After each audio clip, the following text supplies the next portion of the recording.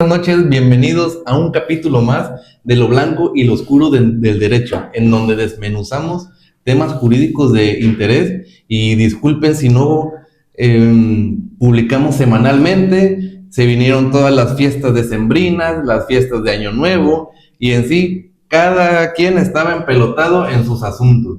Entonces también nos dimos un break para esos fines, y bueno, estamos aquí nuevamente con ustedes para poder desmenuzar algunos temas bastante importantes del derecho.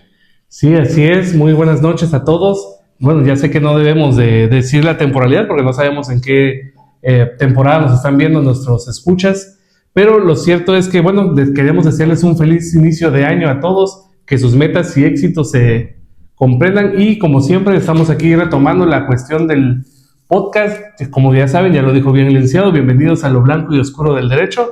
Y hoy vamos a estar hablando de un tema que es muy relevante. No lo quisimos anunciar antes porque no teníamos una fecha bien establecida, pero bueno, el tema del que vamos a hablar hoy es del contrato de promesa. ¿Cuáles van a ser los riesgos? ¿Cuál es su estructura? ¿Cuáles son sus condiciones? ¿Y cuáles son sus principales usos?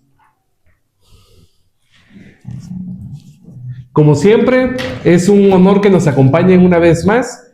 Como les decía, bueno, hoy vamos a hablar de manera preliminar cómo funciona el contrato de promesa de compra-venta, de promesa en general, entre sus usos. El famoso es el contrato de promesa y también vamos a ver otros usos que tienen, por ejemplo, que puede ser el contrato de arrendamiento, el contrato de venta de acciones. Como siempre queremos decir, es que un contrato de compra-venta, de una manera muy sencilla, es un acuerdo de voluntades en el que las partes se someten a celebrar un contrato a futuro. Obviamente ya va a depender de la matriz de lo que se quiera emplear y es de lo que estaremos hablando en este capítulo. Es correcto, mi estimado colega. En sí, lo que se define como un contrato de promesa, ya démosle la denominación que le demos, ya sea de compraventa, ya sea de arrendamiento, ya sea de acciones, es un contrato, un convenio entre las partes por medio del cual vamos a celebrar un contrato futuro. Es decir, este contrato de promesa o contrato preparatorio o un precontrato o contrato preliminar, sea la denominación que se le dé, entraña obligaciones no de dar, sino de hacer. ¿A qué voy con esto? Que en un futuro vamos a ir a alguna notaría a celebrar un contrato que ese va a ser ya el definitivo que denomina la ley.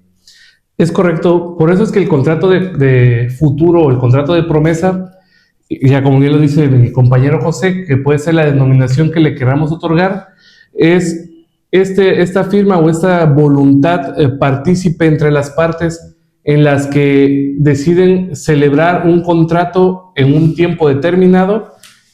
Como bien dice él, igual es una obligación de hacer. ¿Cuál es la obligación? Firmar el contrato futuro. Pero, ¿qué es lo que tiene que tomarse en consideración? Bueno, hay que estar ambas partes de acuerdo en cuál va a ser el contrato que desean celebrar, poner obviamente las especificaciones y el tiempo en el que habrá de celebrarse.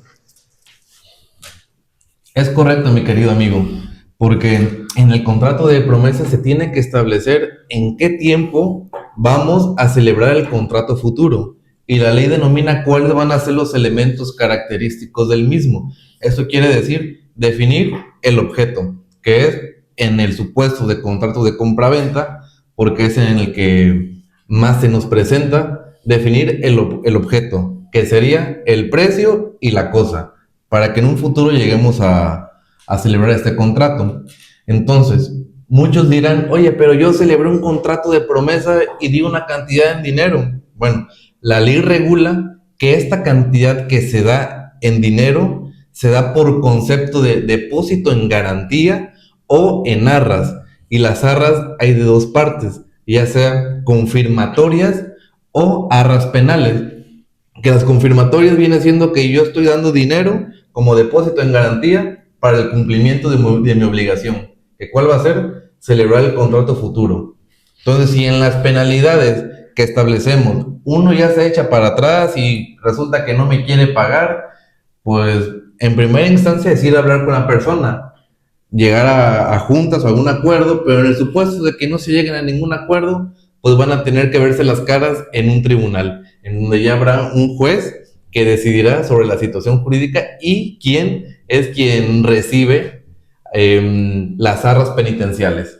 Y bueno, ¿por qué? ¿Por qué uno firma un contrato de promesa?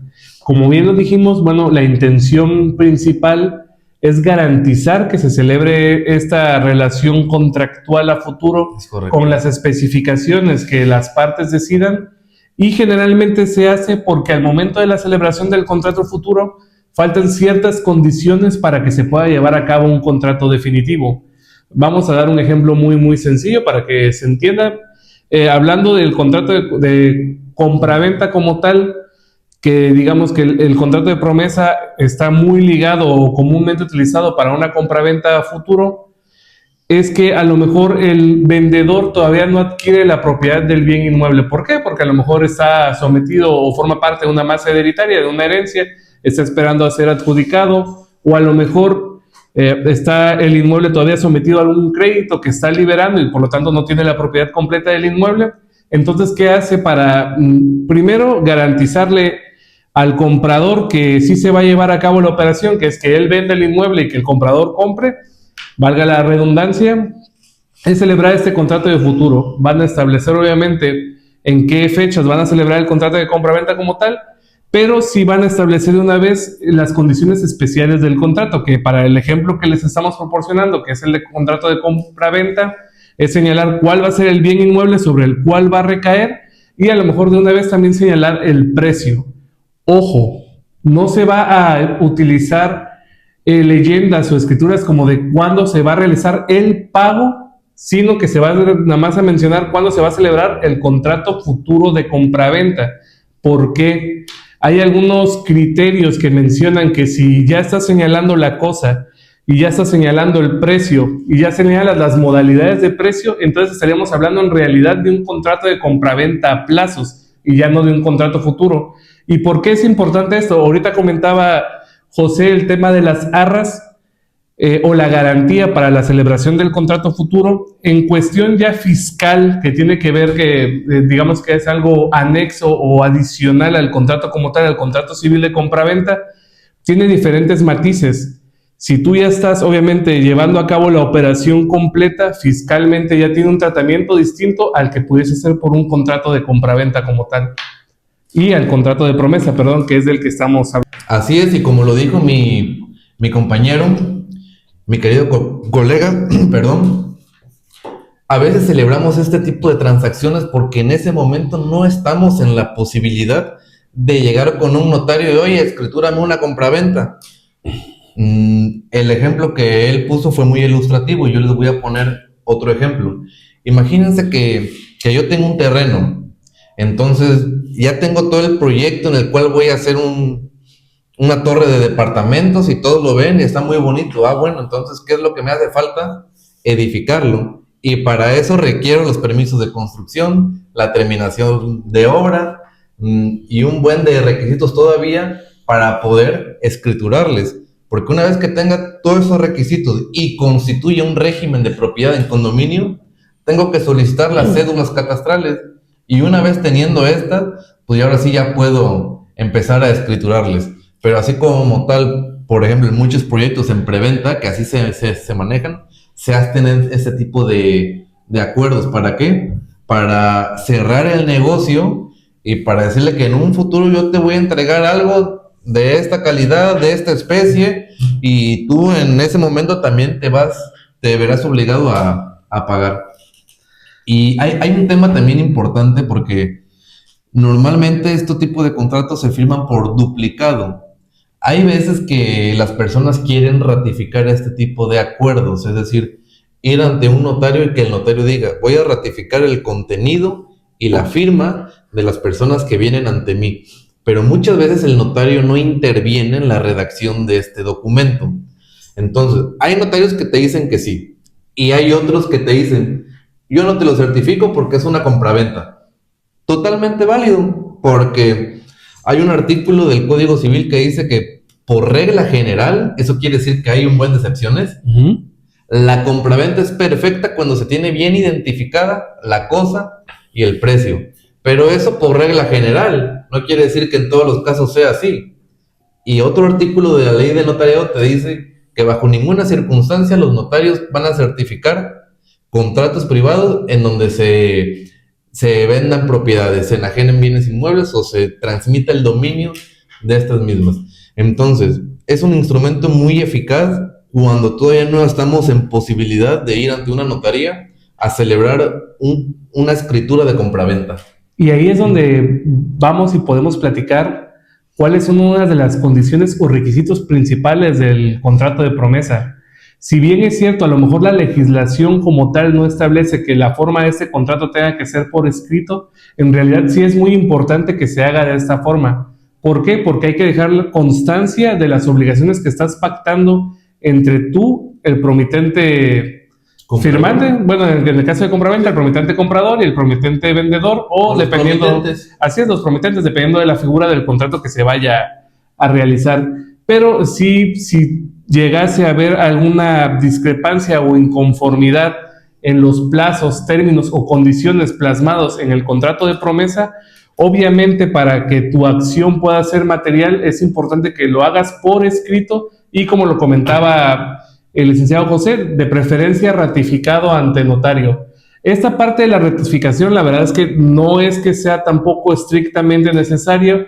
La ratificación el notario lo que hace es que consta o acredita que las personas que están plasmando su firma en el instrumento son las mismas que se encuentran presentes con él. Obviamente lo hace con una comparecencia, verifica algún otro documento oficial en donde está también la firma y constata que sí es la voluntad de los firmantes someterse al contenido del contrato, en el caso que es importante que hablamos del contrato de promesa.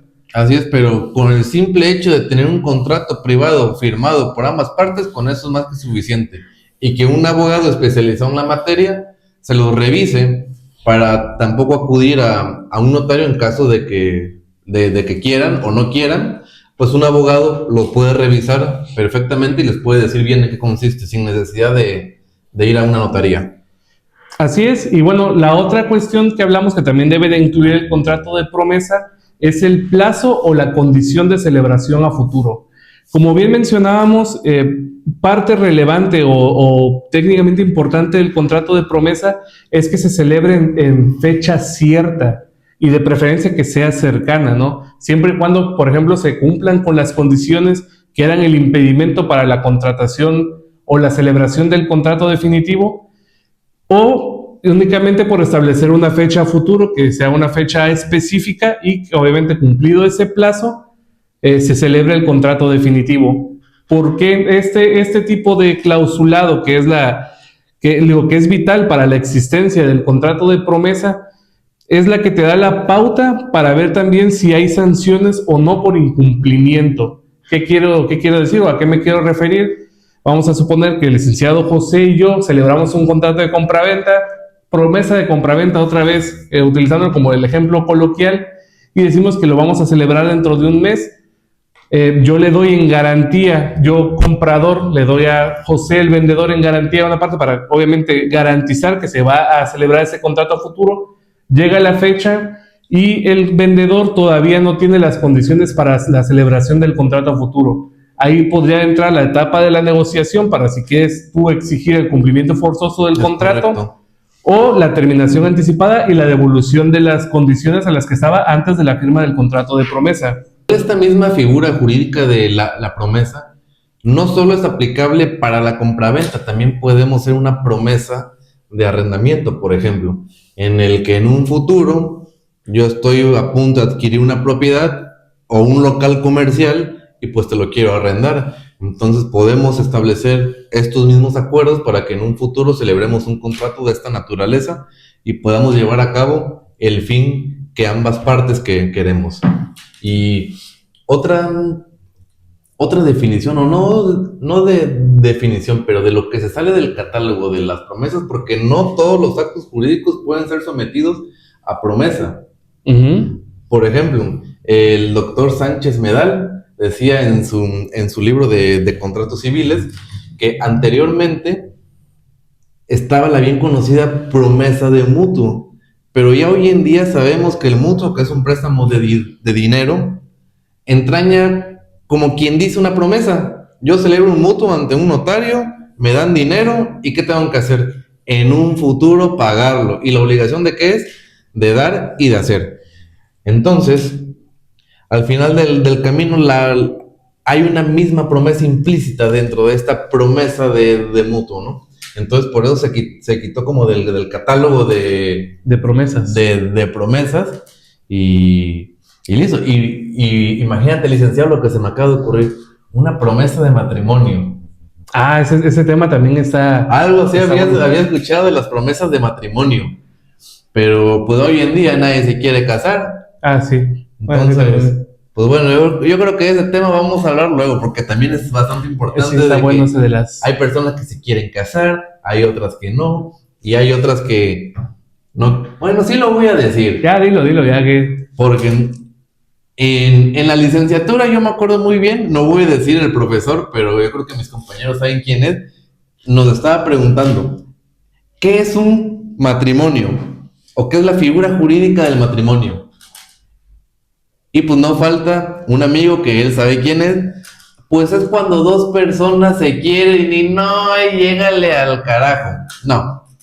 ¿Qué es el matrimonio? ¿Un contrato de qué? Porque es un contrato civil al final del camino. Y bueno, la definición de este catedrático, muy certera por cierto, es un contrato de rico con rico y jodido con jodido. y muy bien, Entonces, bien. A mí me cagó de risa esa definición y lo digo así, abiertamente. Sí, eso para algunos, no para todos. Y bueno, parece que es chiste, ¿no? Pero efectivamente, como hablábamos, y también lo decíamos al principio, el contrato de promesa no se limita exclusivamente a una compraventa. Hemos estado hablando de diferentes ejemplos. Ahorita tocamos, aunque sea de manera chusca, pero sí es verdad, la promesa de matrimonio o de las capitulaciones matrimoniales, cómo se van a establecer. Y otro tipo de modalidad está en el derecho mercantil o derecho societario, la venta de acciones. Tú formas parte de una sociedad mercantil y quieres vender tus acciones y para asegurar que se va a hacer en una fecha cierta, bueno, haces un contrato de promesa de venta de acciones y pues ya lo mismo, ¿no? Estableces el tiempo, el precio y las condiciones y se celebra futuro. Otro puede ser también ya exclusivamente en derecho corporativo, a lo mejor, fusión o adquisición de sociedades corporativas ya como tal. También se le puede ocupar un contrato de promesa y dicho así muy sencillo y obviamente para que lo entiendan los que nos están escuchando, repetimos, es nada más la celebración de un acuerdo en el que dos partes se obligan a celebrar otro acuerdo a futuro. Es la manera más sencilla de explicarlo. Pero bueno, pasamos. ¿Cuáles son los riesgos que puede haber en una celebración de un contrato de promesa? Algunos de los riesgos más comunes es que las partes celebran este contrato, pero no especifican muchas cosas. Por ejemplo, los elementos característicos, que nos estamos prometiendo, pero no sabemos qué nos estamos prometiendo. Oye, sí, pero ¿cuáles son los elementos característicos? ¿Qué es el objeto, no? ¿Cuál es el objeto, la finalidad de esta promesa? No, pues no lo establecen, o tampoco establecen penalizaciones y luego quieren cobrar penalizaciones y oye, es un contrato que te da la posibilidad de que establezcas algún tipo de penalización. ¿Para qué? No para la confianza, como decían muchos, más bien por la desconfianza de que te lleguen a incumplir, entonces haces efectiva estas penalizaciones. Entonces, si no se establecen, pues también puede haber un riesgo muy grave de firmar acuerdos al aire. Como quien dice, un acuerdo de palabra vendría siendo, que las palabras se las llevan el viento. El viento, así es. Entonces sí hay que ser muy específico y detallar bien ese contrato y establecer todo. Por eso es muy importante que alguien especializado en la materia les pueda redactar este tipo de documentos. Así es, de hecho, y obviamente eso es parte de el motivo por el cual estamos creando este canal de difusión, es para que la gente se pueda acercar a preguntar, para que los ayudemos en sus actos jurídicos, en este caso para la formalización de un contrato de promesa. Es muy triste en realidad que las personas comprometan de repente su patrimonio por tener por satisfecho, según a su criterio, que están celebrando un contrato correcto cuando tú no sabes si tú o la otra parte con la que vas a firmar bajaron un formato de internet que no se adecua o no está completamente eh, personalizado a los intereses de los que van a firmar, y más aún, y triste todavía también, de colegas que se avientan también a decir, ¿sabes qué? Yo te voy a celebrar tu contrato de promesa o tu contrato de compraventa o el contrato que ellos quieran. Y bajan machotes o formatos de internet y no se ponen a escuchar directamente a las partes.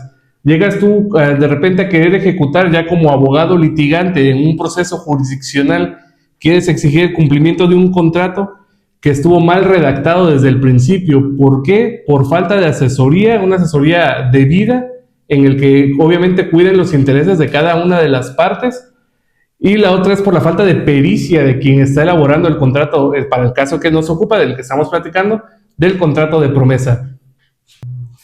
Y ahí es donde tocamos lo del tema de las sanciones, de qué es lo que podrías tú abundarnos, José, del tema de las sanciones en un contrato de promesa.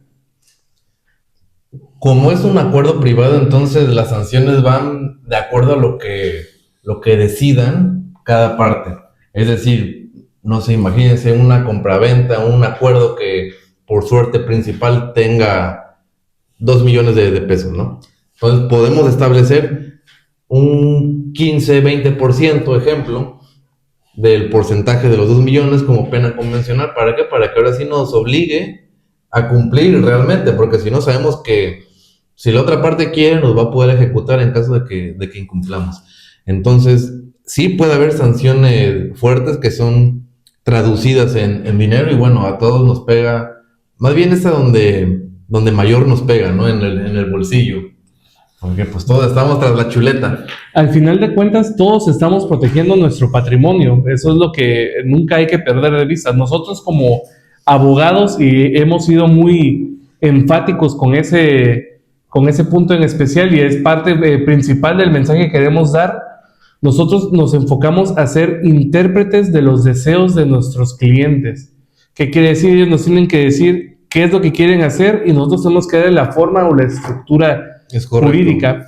Entonces, tocando o apuntando un poco más en el tema de las sanciones, si bien es cierto, a lo mejor el establecer las sanciones en carácter monetario pueden ayudar a exigir el cumplimiento, también lo es que se establezca cuándo se van a actualizar estas sanciones.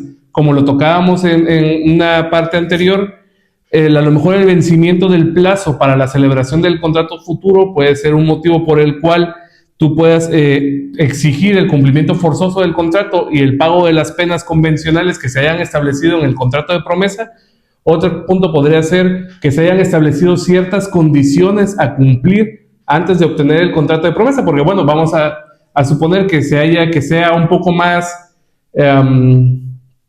bondadoso el promitente comprador. Ya sabes que no nada más voy a esperar a que en un tiempo en específico obtengas la propiedad, sino también yo quiero que la regularices en la cuestión administrativa municipal. Entonces tienes que, aparte de que se cumpla el plazo, tienes que exhibirme todos los documentos administrativos que tengan que ver para la celebración del contrato futuro. ¿Por qué? Porque el simple cumplimiento del tiempo no me va a garantizar, o a mí no me va a servir hacer esa transmisión de dominio ya en el contrato de compraventa definitivo. Entonces, ¿qué es lo que hacemos? Bueno, establecemos muy bien las condiciones de cuándo se va a celebrar el contrato definitivo y cuáles son las penas que se van a poner en el caso de que no se cumpla con las condiciones o con el plazo.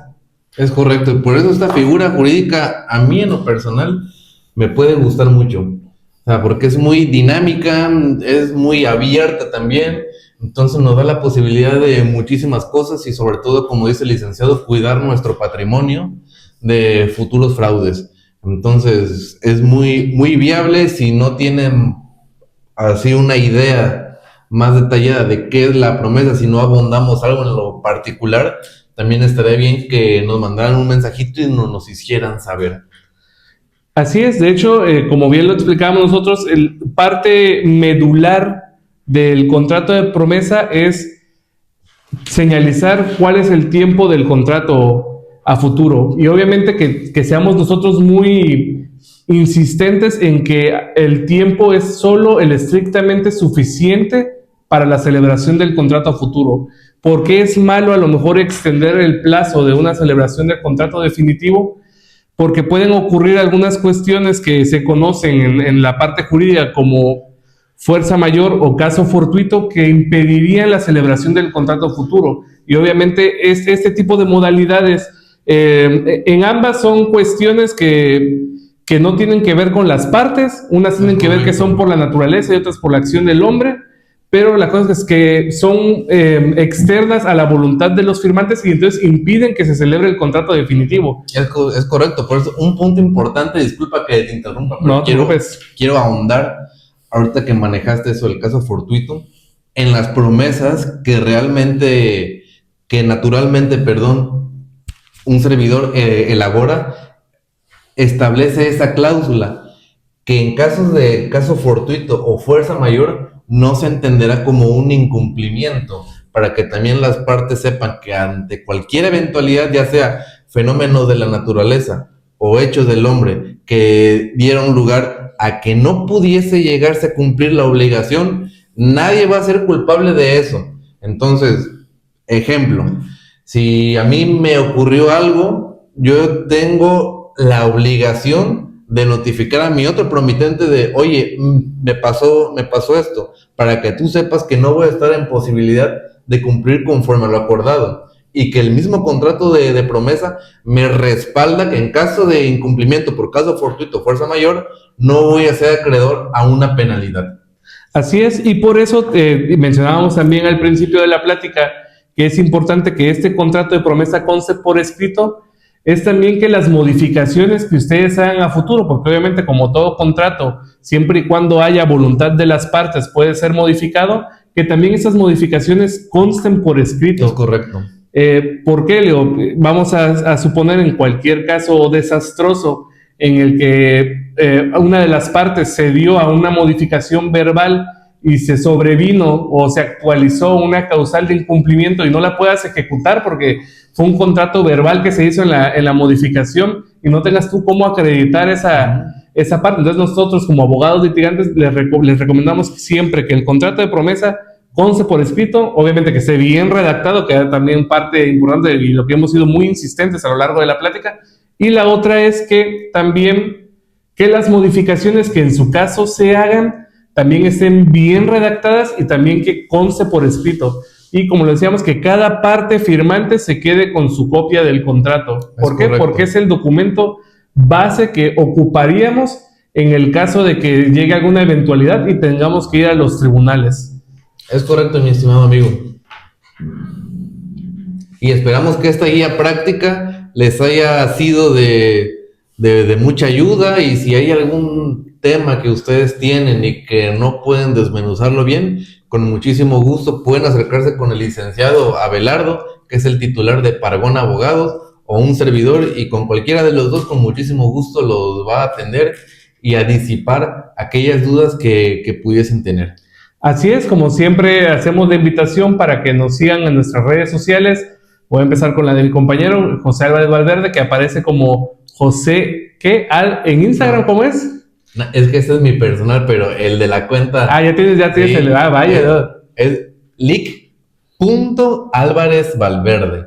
Así lo encuentran en Instagram. En IG. Para no decir marcas, ¿no?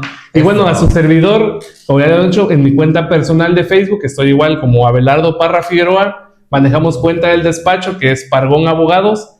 En Instagram, Threads y TikTok también tienes, me encuentran igual por mi nombre, Abelardo Parra Figueroa.